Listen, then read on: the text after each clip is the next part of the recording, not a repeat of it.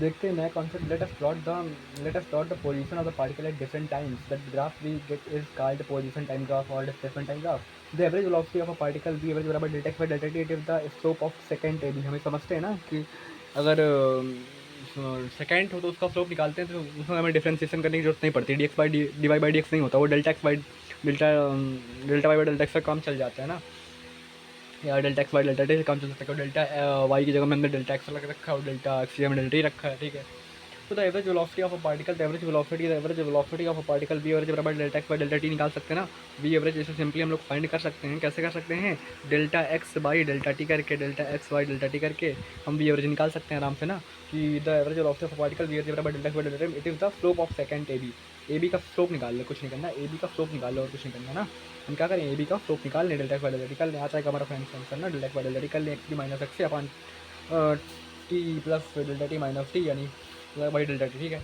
So as points A and B are very close to each other, we can neglect any change in velocity from A to B, है ना।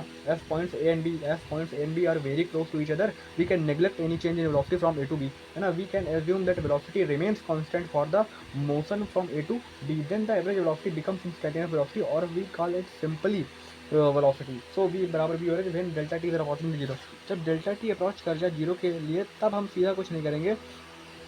उस case में हमको पता है कि जो हमारा पॉइंट ए और पॉइंट बी में बहुत ना के बराबर कोई गैप है, वो लगभग डेल्टा टी जीरो को क्रॉस कर रही है। मतलब डेल्टा टी जीरो को क्रॉस कर रही है, मतलब डेल्टा टी अब इतना छोटा टाइम है, तो डेल्टा एक्स भी तो बहुत छोटा होगा, तो ए और बी के बीच में बहुत छोटी डिस्टेंस होगी।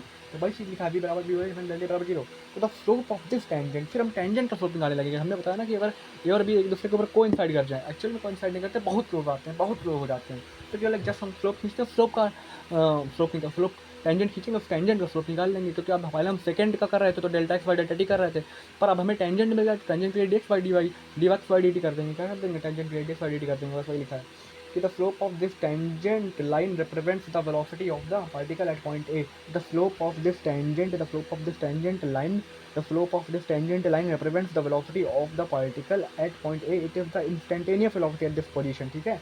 In calculus notation, this limit is called the derivative of x with respect to t with written as dx by dt, है ना। कैलकुलस हम कैसे लिखते हैं? In calculus notation, this limit is called the derivative of x, ठीक है। In calculus notation this limit is called the derivative of x with respect to t written f d x by D t. Actual में जब हम ये लिख रहे थे limit delta t is approaching to zero delta x by delta t, इस पूरी चीज़ को इतना बवंडर ना बना के हम लोग पूरा एक अच्छा तरीके से लिख सकते हैं d x by D t. क्या लिख सकते हैं? D x by D t. Actual में जो ये चीज़ हम लिख रहे हैं ना, ये जो चीज़ है लिमिट कि डेल्टा टी अप्रॉच कर रही है जीरो को, delta delta delta t is approaching to zero, जो हम चीज़ लिख रहे हैं कि delta T अप्रॉचिंग,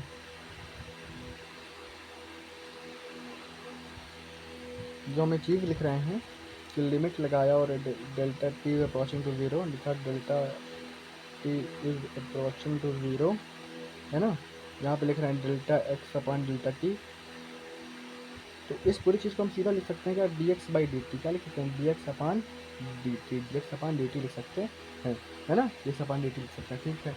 in calculus notation this limit is called derivative of x with respect to t written of d x by D t. Hence instantaneous velocity v बराबर, तो instantaneous velocity होती क्या है? वी बराबर limit delta x by delta t, जहाँ delta t is approaching to zero है, बराबर v बराबर d x by D t, बराबर इस चीज़ को हम लिख सकते हैं यहाँ पे पूरा बकायदा मेंशन कर सकते हैं। Hence instantaneous velocity, instantaneous velocity, instantaneous velocity, instantaneous velocity, instantaneous velocity, क्या लिखेंगे? इंस्टेंटेनियस वेलोसिटी कम वी बराबर लिमिट लगाएंगे, लिमिट लगाने के बाद दिखाएंगे कि delta t is approaching to zero है हमारे, है ना।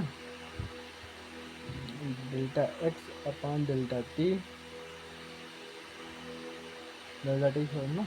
इस चीज़ को हम लिख सकते हैं क्या? वी बराबर d x upon d t, सीधा सिंपल नहीं रखना, d x by D t लिख दो, ठीक है। Now we can say the time rate of change of position is equal to instantaneous velocity और simply velocity. The average acceleration The average acceleration a of the particle is defined as the change in velocity delta vx divided by the time interval delta t during which that change occurs. तो delta v x यहाँ पे क्या लिख सकते हैं, v x s minus v x s minus v x i upon time का difference t f minus t i निकाल सकते हैं, delta v x upon delta t a x निकाल रहे हैं ना, एक्स एक्सिस चलाऊंगा ना, एक्स चलाऊंगा निकाल एक्स है ना, हम एवरेज निकाल रहे हैं. अगर delta t approximate to zero हो जाए तो इसको हम इंस्टेंटेनियस एक्सेलरेशन बोलेंगे. Delta t if delta t is approximate to zero then instantaneous acceleration और एक्सेलरेशन ए बराबर एवरेज ये हो जाएगा. ए बराबर लिमिट लगाएंगे delta t approximate delta b by delta t बराबर d v by D t. The slope of the tangent line, the slope of the tangent line in velocity time graph represents the acceleration of the car eight point A. The slope निकालते हैं tangent का, बस और कुछ नहीं करते. The slope of the tangent, the slope of the tangent क्या लिख रहे हैं हम क्या लिख रहे हैं बताओ. हम लिख रहे हैं the slope of the tangent line in velocity time graph represents the acceleration of the car eight point. ठीक बात है.